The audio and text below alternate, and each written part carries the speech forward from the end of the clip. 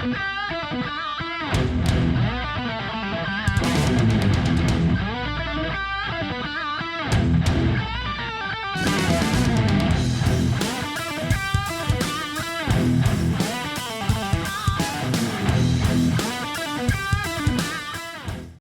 this is Max. Welcome back to another CSR2 video. I'm here with the 512 Testarossa. I'm going to give you my quick take on this car.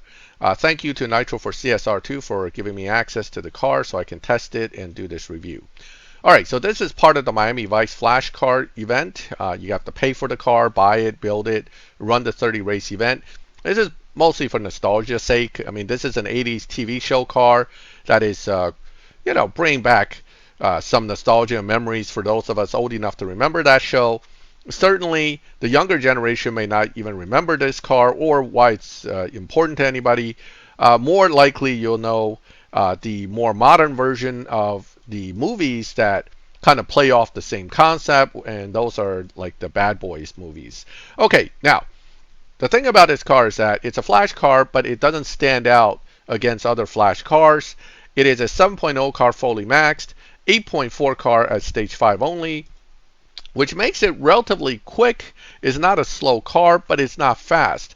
Also, this car does not really have a lot of tuning potential, meaning adjusting parts, tuning in the car doesn't seem to really make it better. If anything, most of it will only give you marginal changes in the overall setup that may or may not help you in the grand scheme of things.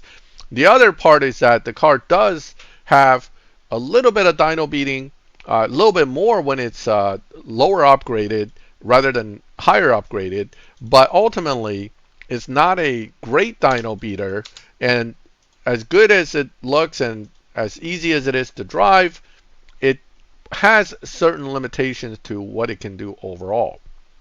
So here at stage 5 only, you can tell that I ran anyway, 8.364 with that particular shift pattern on an 8.422.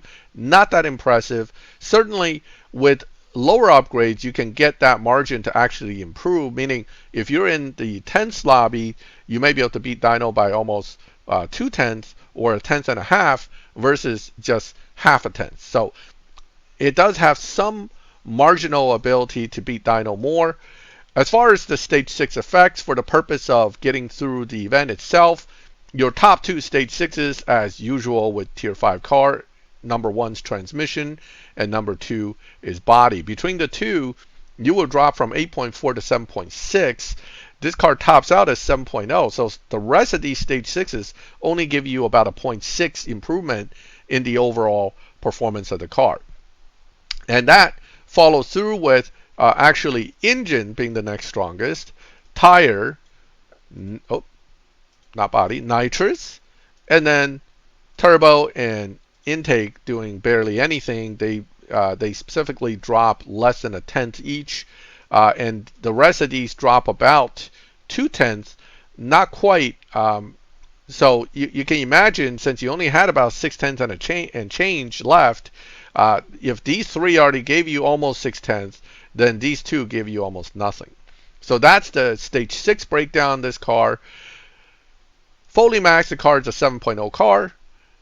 For live racing, again, I'm not really holding out a lot of hope for a car like this, mainly because when it's not really tunable, it becomes a parts build type car.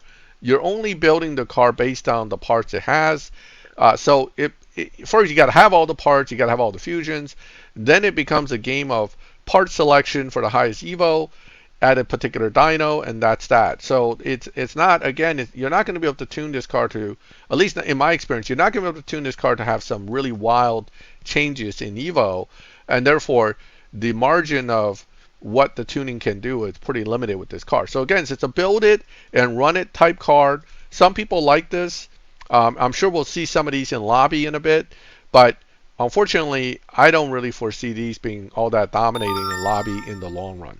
All right, so that is my take on this Testarossa. It's an interesting car, certainly has nostalgia value. If you're buying it, understand that Ferrari Fusions, fortunately, isn't impossible to get. So if you need to buy the dealership F12 and strip it for fusions. You got that. And chances are, if you've been playing the game for a while, you have plenty of Ferrari fusions. But don't forget, we have more Ferraris coming up after this. So Ferrari fusions are going to become short supply soon enough. Okay, so that is my take on this Testarossa. It's, again, an okay car.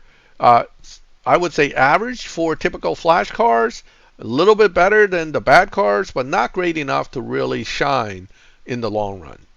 If you have any questions or comments, feel free to make them in the comments or ask the questions. I'll try to respond.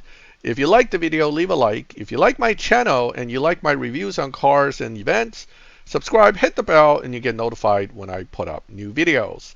And as always, thank you for watching my videos. I'll catch you next time.